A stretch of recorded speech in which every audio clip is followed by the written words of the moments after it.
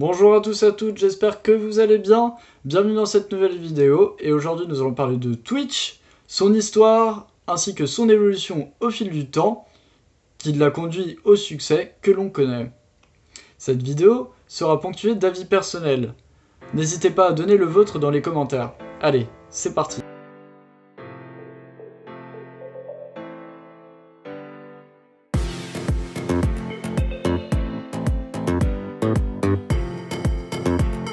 Tout commence en 2005, quand Emmett Shear et Justin Kan décident de fonder Justin TV.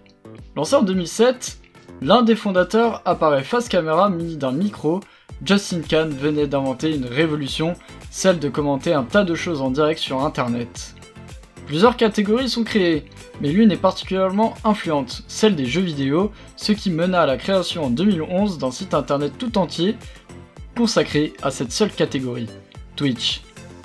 Face au succès de celui-ci, les créateurs ferment Justin TV en 2014 pour se consacrer pleinement à Twitch. Courtisé par Google la même année, déjà possesseur de YouTube depuis 2006, Twitch finira par être acheté par Amazon pour la somme de 970 millions de dollars. Pour parler en termes d'argent, Twitch a généré près d'1,7 milliard de dollars rien qu'en 2017 pour témoigner de l'ampleur du phénomène. Pour essayer d'expliquer au mieux l'évolution de Twitch, penchons-nous sur les chiffres. Commençons par le nombre de streamers par année. En 2014, ils étaient 1 533 653 à posséder une chaîne et être actifs dessus. En 2015, 1 872 032. 2016, 1 850 334. 2017, 2 460 341. 2018, 4 122 463, 2019, 3 353 608, et en 2020, il y en a 9 241 666. On remarque avec ces chiffres que l'intérêt pour diffuser et commenter en direct est plus fort d'année en année, mais que cette année exceptionnelle a fait exploser cet intérêt, avec une augmentation de 150% par rapport à l'an dernier. De même que le nombre de partenaires, qui est un seuil complexe à atteindre et qui n'est pas donné facilement sur Twitch, a eu sa part d'augmentation. En 2014, 10 000. 2015, 13 476. 2016, 16 000. 2017, 27 000. 2018, il n'y avait aucune statistique trouvée pour cette année. 2019, 35 580. Et enfin en 2020, ils étaient 45 365 personnes à avoir atteint le partenariat.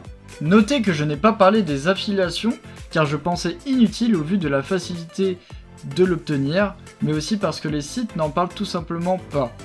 La seule donnée trouvée est ce chiffre en 2017 qui s'élève à 150 000 participants au programme d'affiliation qui représente 6,1% de toutes les chaînes actives à ce moment-là. Si nous calculons pour cette année, selon le pourcentage de 2017, ce serait 521 366 personnes affiliées en 2020. On se doute que le chiffre doit être plus important que cela, car il n'y a pas eu la même hype en 2017 qu'en 2020. Cependant, on peut mener une interrogation sur le nombre d'affiliés qui n'est pas si énorme en 2017.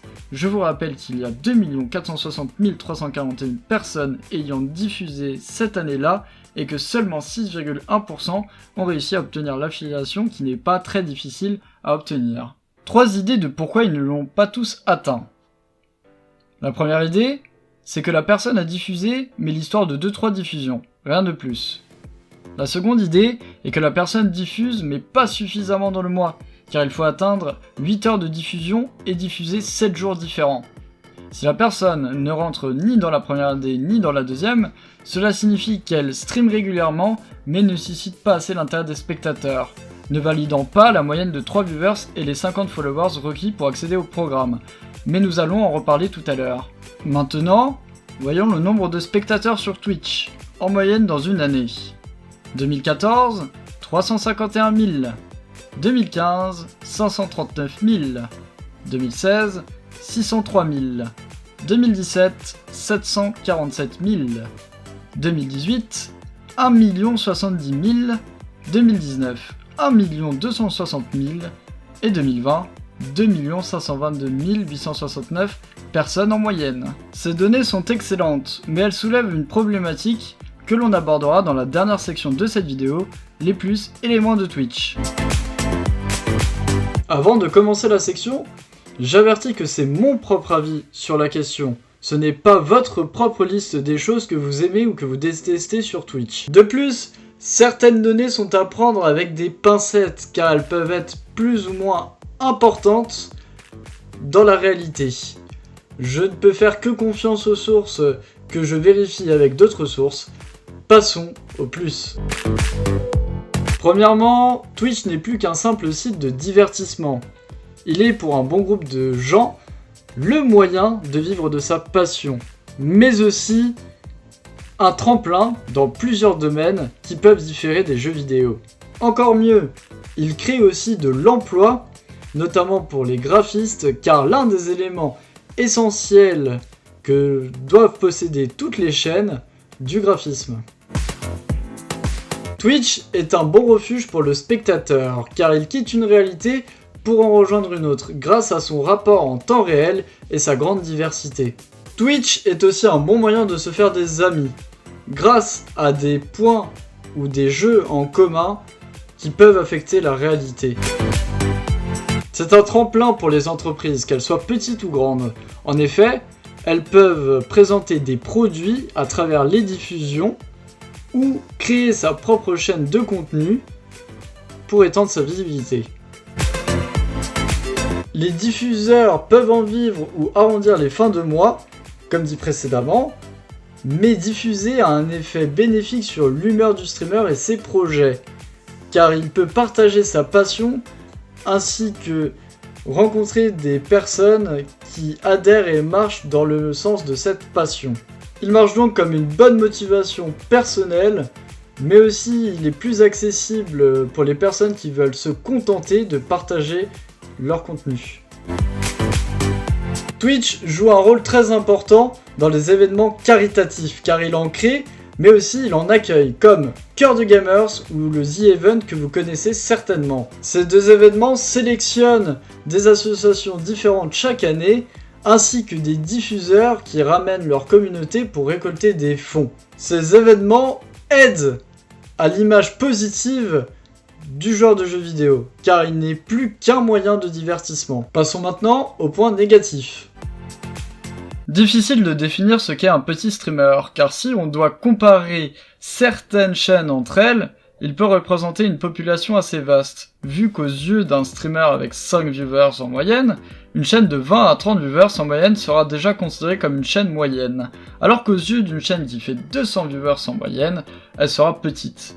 De même qu'une chaîne qui fera 200 viewers par diffusion trouvera ridicule celle qui en fait 200. Disons donc que les petites chaînes sont moins reconnues par les utilisateurs de Twitch, c'est-à-dire que donner le pseudo à plusieurs personnes n'évoque rien. Ils souffrent de la visibilité que Twitch ne leur donne pas, mais ce n'est pas seulement la faute de celui-ci, et on va le voir en image. Voilà comment je considère Twitch. C'est d'abord une route qui représente les spectateurs et leur routine, les arbres qui symbolisent la progression de Twitch, et les maisons qui représentent les diffuseurs. Attention, plusieurs paramètres sont à prendre en compte sur ce que je m'apprête à vous expliquer, comme le nombre de spectateurs en moyenne sur une chaîne unique qui peut être diverse. En 2014, il y avait 1 533 653 maisons, 351 000 spectateurs en moyenne, et la progression de Twitch était déjà bien commencée. Prenons l'exemple avec un schéma dont la seule maison reliée à la grande route par une route représente un gros streamer, et que les deux autres maisons représentent deux petits streamers. Si on s'aventure sur cette route, rien ne nous empêche de distinguer les autres maisons, même si l'une est bien en vue. On peut donc quitter la route pour aller voir les autres maisons, par curiosité. En 2020, il y a 9 241 666 maisons, 2 522 869 spectateurs en moyenne, et la progression de Twitch est bien plus évoluée. Transformons maintenant la maison du grand streamer en un building, qui représente ses moyens techniques qui au fil du temps ont bien évolué. Vous remarquez que les maisons sont cachées par les arbres, il est donc impossible de les voir sans s'en rapprocher. Quelle est la conclusion de ces exemples ? En 2014, il y avait plus de chances d'être trouvé et vu, car s'il y avait bien 1 533 653 streamers, il n'y avait pas autant de chaînes régulières et actives par jour. Il y a donc des moments où une majorité des spectateurs visitaient le site plus nombreux que les diffuseurs. Même si sur le schéma, il n'y a pas de route reliant les deux autres maisons, la vue des passants est dégagée et l'accessibilité aux autres maisons est relativement simple. En revanche, en 2020, c'est une toute autre histoire. Les chances d'être repérés sont extrêmement faibles, car il y a 9 241 666 streamers pour 2 522 869 spectateurs. Même si on part du principe que 9 millions de chaînes ne sont pas actives tous les jours, nous pouvons estimer qu'une bonne partie est active chaque jour quand même. Cela signifie que des chaînes se retrouveront sans spectateurs ou avec peu de spectateurs, et ne bougeront probablement pas tout au long de la diffusion. Le schéma montre un bâtiment relié à la route et bien visible tandis que les maisons ont été complètement englouties par les arbres. Il est bien rare que des personnes s'enfoncent dans la forêt, c'est dangereux et on peut perdre nos repères. On peut se dire, si on vient avec des moyens techniques importants, qui vous permettent donc d'être plus visible. Alors oui, cette fois-ci vous êtes pas englouti par les arbres, mais il n'en reste pas moins qu'il n'y a pas de route et qu'il faut s'aventurer dans la forêt pour y parvenir. Vous l'avez compris, ici la route est l'élément central, symbolisant la communauté de spectateurs qui fait de votre chaîne son quotidien. Sans cela, tous les streamers ne sont rien. Mais malheureusement, tout cela veut contredire la si grande facilité, selon moi, à obtenir l'affiliation. Car même un diffuseur récurrent peut difficilement obtenir 50 followers en moins de 30 jours, malgré toute sa bonne volonté. En partie à cause de l'offre qui est plus importante que la demande, mais aussi de la routine des spectateurs qui vont suivre constamment le même diffuseur. Un grand fautif dans cette histoire, les spectateurs sont positifs à Twitch car il l'a fait progresser de diverses façons, mais négatifs car les exigences et la demande sont plus importantes. La demande est basée sur les jeux que vous jouez. Mais ce n'est pas applicable à toutes les communautés de Twitch, car certaines sont plus réceptives au changement du streamer. Mais l'impact est très important dans la majorité des cas. Prenons un petit exemple. Un streamer qui stream du League of Legends, et qui a 100 viewers en moyenne.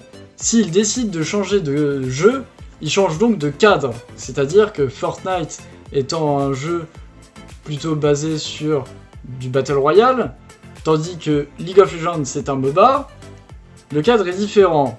Eh bien, les gens, bien qu'ils apprécient le streamer, peuvent ne pas apprécier le jeu en lui-même. Tandis que le streamer prend un risque que sa communauté ne suive pas, il peut aussi avoir un bénéfice. Tout dépend de la popularité du jeu et s'il est bon ou non à ce jeu. Mais malheureusement, tout cela ne garantit pas qu'il y ait une stabilité dans sa communauté, ni de nouvelles personnes. Et aujourd'hui, des streamers sont obligés de diffuser certains jeux pour éviter cela, car Twitch, c'est leur boulot. Le client est roi, comme le spectateur sur Twitch. Oui, je vous ai expliqué précédemment une des nombreuses exigences qu'ils ont, car oui, mine de rien, ils en ont plusieurs. Ah, c'est fini le temps où vous lanciez votre stream pour partager un petit moment de bonheur.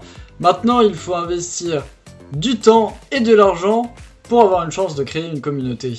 Une résolution en dessous de 720p, c'est next. Et parfois, même la 720p ne passe pas.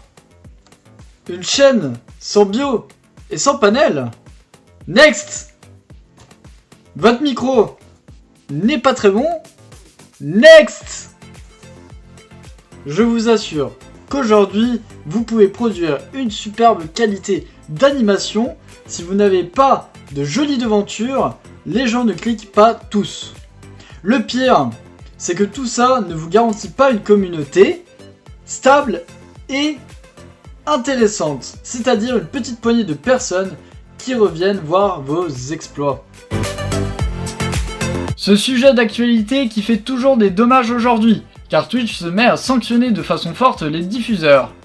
Ce n'est pas à tort, mais je critique la façon dont Twitch a géré les choses avant d'en arriver là. Il est certes normal que des musiques soumises à des copyrights et dont on ne possède pas les droits nous soient sanctionnées. En revanche, il n'est pas normal de juste sanctionner pendant plusieurs années d'une simple coupure sur la VOD puis de bannir du jour au lendemain pour toutes ces anciennes VOD et ces anciens clips contenant du contenu DMCA, tous les malheureux diffuseurs qui, malgré l'utilisation de musique soumise aux droits d'auteur, n'ont eu aucun avertissement contre l'emploi de celle-ci. La coupure est certes une sorte d'avertissement, mais pas assez significative que même des diffuseurs avec une grosse communauté n'étaient pas inquiétés par son utilisation. Vous n'aimez pas ça, mais c'est elles qui vous permettent de continuer à assister au service gratuitement, car c'est aussi un revenu pour Twitch. Mais lancer une diffusion et se retrouver avec une publicité, c'est chiant, surtout quand le site te confirme que ton abonnement exempte de celle-ci, bah visiblement, non. Puis lancer un autre stream derrière, car finalement, le diffuseur, tu ne l'apprécies pas, et se lance une nouvelle pub. Niveau forçage, on est pas mal. Pire, la publicité qui se lance au milieu de la diffusion. Mais pourquoi en fait ? Laisse-moi juste regarder tranquillement la diffusion.